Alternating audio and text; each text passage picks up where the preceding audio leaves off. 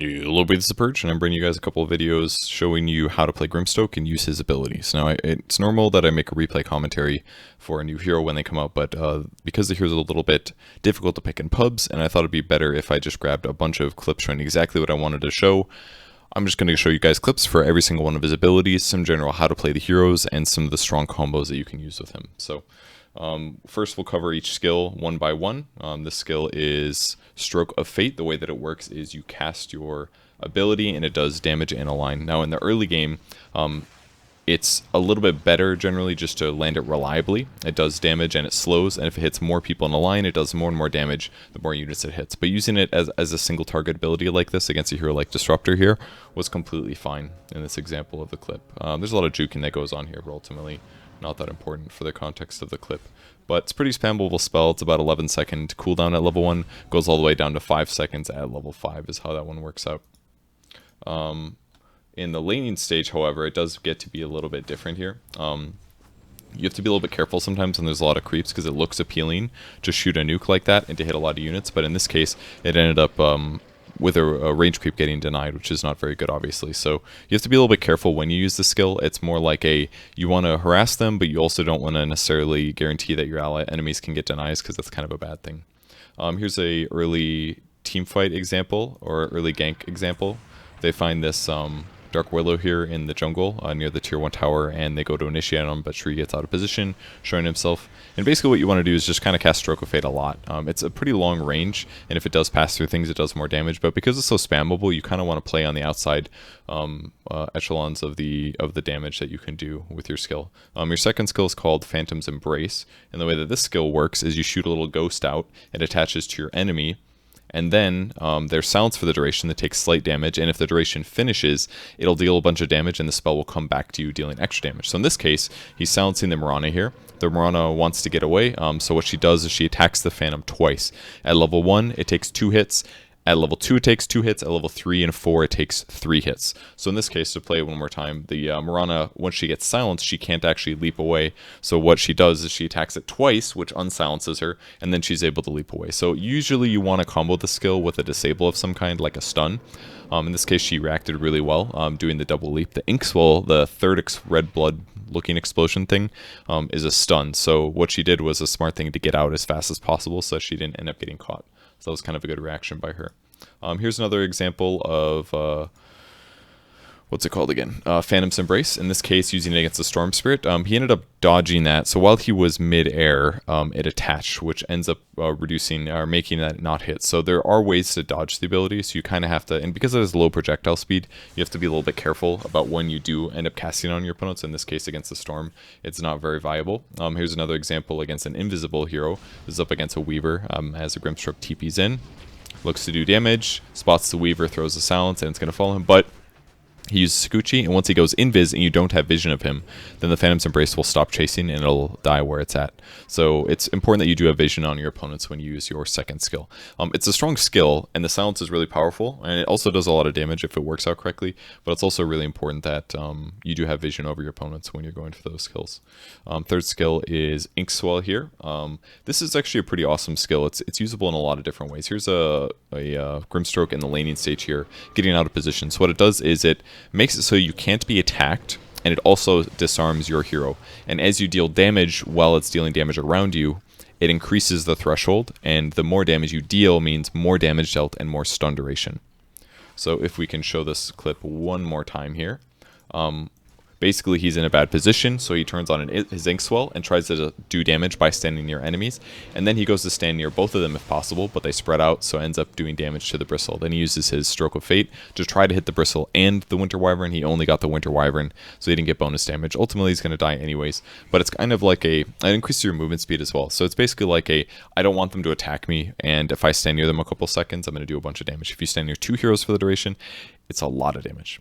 If we go into your ultimate, though, it's called Soulbind. It basically casts it on one target, and it links them to an allied hero on their team. It also slows them, and it prevents them from running away from one another. So in this example, he used Soulbind on the Weaver here. He throws out a Silence, which ends up getting doubled. Then Wraith King throws a stun, and Venge throws a stun. So both of those spells were doubled to the person they were attached to. So it ended up being a really cool combo. Very easy to get that kill. Here's another example of one. This is a later game example with a Scythe of Ice, a very good item. He cast it on the Nature's Prophet there, and then casted a Hex once it attached with somebody else. So what was kind of cool in this example of the clip is that even though the Hex on the primary target didn't last for very long, it still did double it. And what also matters is that even though the person you cast it on doesn't have somebody near him at the very start of the clip, or the start of the duration, it doesn't really matter as long as they're at the end of the clip, or at some point along the clip. So as the Prophet starts running away, then he finds his allied hero, he ends up linking up with somebody, then you use Hex on the primary target, also Hex is the secondary target, and you just get extra benefit out of your single target abilities. So that would be things like Phantom Lancer's Spirit Lance would work, the Venge Stun, Wraith King Stun, things like that will be doubled. Decrepify from Pugna would probably also work. Do you remember he made a mistake TPing and there's nothing more in this clip. Boop. Here's a late game example that was really effective. He has a Refresher Shard and he also has a Hex. They get close together, he uses his ultimate, he uses Hex, he uses the Refresher Shard, and then he casts Hex again. So he gets basically 4 Hexes instead of just 2 there. He made a slight mistake in that he didn't use his second skill at the start of that, because he would have gotten some bonus damage out of it, but ultimately it was a really good play by him. So that's basically how you use Soulbind. Very cool ability. It also pierces through magic immunity in the sense that it will always link to somebody else. It also prevents people from running away. So if you're curious how to play Grimstroke in the early laning stage, we can go over a couple examples of some early ganks. This is an example where he's ganking towards a mid hero, unless I misclick. Boop. There we go. When arriving mid, pretty low. You always want to throw your second skill first because it's going to silence them. And then usually you want to use Inkswell right away, because that way you can get a follow-up stun. So while they're silenced, you can gap close with your third skill, deal damage, and then they're kind of put in this hard place where they have to they either need to start attacking your Phantom, or they need to run away. You can't really do both. So with the Inkswell, you get to catch up, and by the time the silence ends, then they get a stun follow-up, and it guarantees a really easy Inkswell. So this is like a super normal gank. If you remember the first one against the Potom, let's go take a look at that one again, actually. I believe it was this one. If you compare it to what happened here, one of the biggest differences is that he didn't cast Inkswell as soon as possible. So as soon as you throw the Phantom's Embrace, usually you want to Inkswell, that way you can catch up. See how he's hesitating? Because he did that, the explosion comes much after the silence came out, so he's not able to catch him in time. It's part of the reason that Potom was able to escape here. And also because she reacted really well. So that was kind of cool. Let's go back to another ganking clip here. In this example, silence was actually kind of a big deal because it kept the Nature's Prophet from being able to teleport. He also used the Urn offensively to deal damage, and he also kept recasting the silence on his opponent. Every time the duration ends, it comes back and does a little bit of damage, and a moderate amount of damage, and resets. So this one was actually kind of close, but considering... Oh, we'll play that one more time because it's very interesting. So throws his first Stroke of Fate, does the Phantom's Embrace. He also stood on top of his opponent, so it was a little bit hard to click on the Phantom. And then he kept recasting it to prevent the Nature's Prophet from teleporting. So at that point, it was basically a fight to the death. There's no reason to use his ultimate here. The one benefit would have been it does slow enemies by a little bit. It's only 15% level 1. But if there's no enemy heroes around to link with, and he doesn't need to slow his opponents, then usually it's not really worth casting. Here's another example of a gank, this time versus a Weaver, a very good hero to use against silence. In this case, he positioned his hero in a position so it was very easy for his Phantom to catch up to his opponent. Now, what was really crucial here, actually, is the timing at which he uses Inkswell, like I pointed out in the Potom example. He used it almost instantly after casting his silence, because he knows that it takes 3 seconds for Inkswell to explode. So if he doesn't cast it instantly, by the time the Inkswell does end up coming out for the stun, about here, see that he had just almost casted his time lapse. If he didn't cast Inkswell instantly, by the time the Weaver had killed the Phantom, he wouldn't have been stunned, he would have gotten his time lapse out, and the gank would have probably failed. So usually when you're ganking, you kind of just have to use Phantom's Embrace, at least in the early game, as kind of like an early ability here. In this case, he was able to chase down the Dark Willow and secure a kill. That was pretty cool. In fact, let's go back and look a little bit at how he followed this up. The Weaver's dead, basically. He could cast Inkswell Stroke of Fate right now, but instead what he did is he moved a little bit to the right. That way, when he casts his Stroke of Fate, it ends up going through creeps first, which means that it's going to end up catching and dealing a lot more damage to the Dark Willow. So that was pretty cool. He probably could have went a little bit farther here, He stopped on the creeps, but ultimately his spell usage was good. So that was pretty cool. Now, items that you're buying, if you notice in a lot of these clips, there's almost always Arcane Boots. Arcane is nice just because you cast a lot of your first skill, kind of keeps your mana pool up. Earn is really nice because it increases the magic damage you deal in ganks. But after this, almost always, I will see either a mix of Yule's Scepter or Glimmer as a defensive item. Keep in mind your third skill, Inkswell, doesn't protect you against spells, meaning that if they have single target abilities or stuns or nukes like a Zeus, it's just going to deal damage to you regardless. So having something like a Glimmer or a Yule's can be nice. In this case, he's got a Blink and a Yule's Scepter. Yule's is really nice because it gives you one way to actually interrupt TPs. None of your other abilities do that. So in this case, he was able to use his Blink Dagger, his Cast Range talent, and his Aether Lens to gap close a lot faster and use his Yule's Scepter to interrupt his opponent. And you can also use the Yules to protect yourself against something like an Orchid or other silences that are normally going to guarantee your death. And it's also cool to see the Yule Scepter used because Inkswell is a 3-second delay, so if you Yule somebody for 2.5 seconds, by the time they land, you're preparing to kill them. Although you do want the Inkswell to do some damage to the hero before it explodes for the stun, because otherwise the stun duration isn't as good. So just something to consider there. But Blink is really good late game, just because it allows you to initiate with your ultimate. Generally, if you get initiated on, Grimstroke is in kind of some trouble. You don't really have the best defensive skills, actually. You're kind of more of a ranged sieger hero. So I have a couple more clips that are just kind of showing, oops, I'm sorry, this was actually at the wrong position. A couple more examples of kind of ways to play the hero. In this example, his Zeus had just died.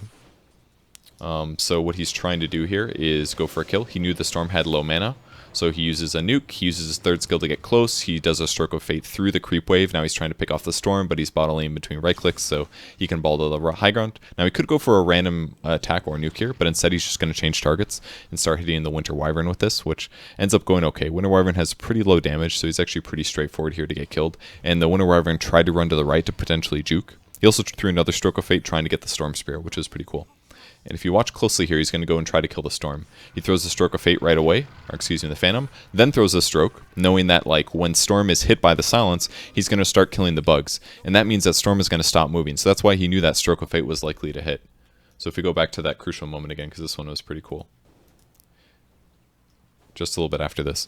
The crucial moment is that when you know the Phantom is on somebody, they're probably going to stop moving and attack it because they want to remove the Silence as fast as possible, especially when that's what guarantees Storms survive. So as soon as he comes in for the last hit here, he goes for the Silence, instantly casts a Stroke of Fate, goes through creeps for bonus damage, and he follows up with a right click right before Storm uses Ball Lightning, which was perfect execution. That was a huge kill from a support killing in mid-core. So that clip was pretty sick. I wanted to share that one with you guys.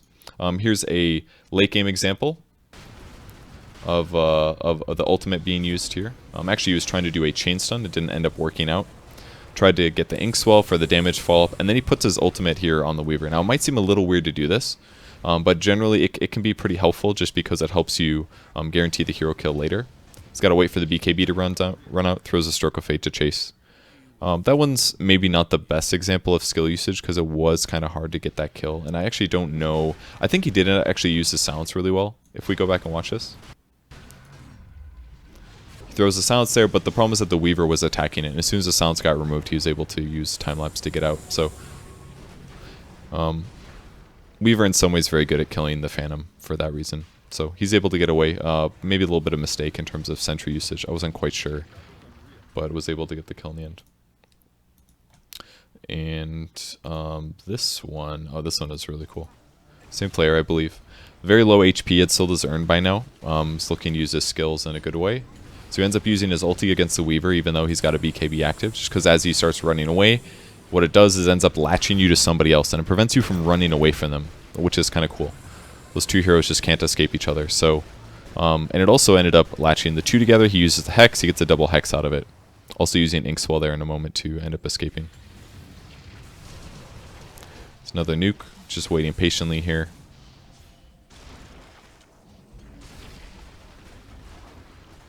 Any moment he could also initiate and go for a Hex or something like that. This, if he had Urns, it would have obviously been really helpful, but he ended up selling the item. And with Boots of Travel, he doesn't have that much regen either. He used Inkswell to try to save the Phantom, or the Pugna from right click, but it got dispelled instantly. That's why there was such an instant stun. And now he basically just needs to run for his life, which is pretty much the end of the clip. I think we ended up skipping one other one that he used to save. Did I go through any of these? I don't remember. I think I might have missed Inkswell clips. I can't remember. Here's a good example of one. Stun towards the Clinks. A little nuke there. So now that Strafe is gone, they know that they can actually chase him down. So at this point, when he knows that his opponent is vulnerable, he's going to use Inkswell to run at his opponent and do initiate. It's going to deal a bunch of bonus damage. And then this stun duration guarantees enemy or ally stun follow-ups and a guaranteed Stroke of Fate. So it's just a good example to use Inkswell on the laning stage. You've probably seen something that's very similar to that many times so far, though. And then here's an Inkswell save as well. The Wraith King was super dead, but he uses Inkswell to stop the right clicks. And then ends up keeping the Wraith King alive. So it's very good to use on melee heroes as well. I don't remember if I ended up showing this one or not, so I'm just going to press play to see if I did. Yeah, I'm pretty sure I showed you this one. I just forgot to show you the follow-up ones. This is the one where we went on the bristleback. Okay, so that's all the clips that I had to share with you guys. I hope you guys enjoyed the video. Took a little bit of time to collect clips, but I wanted to watch a lot of replays just to make sure that when I started grinding Grimstroke games that I was kind of doing what the average super high-level player is doing right now. If you guys want to watch any of these replays, I'm going to link most of them down below. Primarily grab these from like 3 or 4 different replays, so feel free to check those out, and I'll have a Grimstroke replay commentary for you guys pretty soon. Thanks for watching.